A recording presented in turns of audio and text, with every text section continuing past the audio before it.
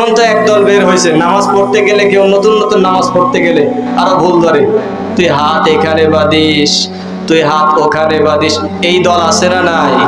জোরে বলেন। এটা ইহুদি খ্রিস্টানদের চক্রান্ত। মুসলমান এটা যদি আজ পর্যন্ত এখনো পর্যন্ত না বুঝে থাকেন, তাহলে আমরা এখনো পর্যন্ত ঘুমায় আছি, এখনো পর্যন্ত আমরা ঘুমিয়ে আছি। ইহুদি খ্রিস্টানরা আমাকে আপনাকে দিয়া দ্বন্দ্ব করাচ্ছে, আর ওরা হাদিস এবং কোরআন গবেষণা করে আমাদের উপরে রাজ কায়েম করতেছে। কথা বলেন ঠিক কিনা? আমাদের উপরে রাজ কায়েম করতেছে।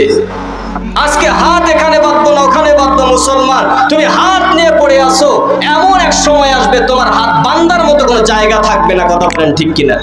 হাত বাঁধার মতো কোনো জায়গা থাকবে না, হাত বাঁধতে দেওয়া হবে না। মুসলমান, সেই পরিকল্পনা তারা করছে, আর আমরা হাত বাঁধা নিয়ে ব্যস্ত আছি, হাত উঠানো নিয়ে ব্যস্ত আছি। মুসলমান, বড় ঘর অন্ধকারের ভেতরে আছি।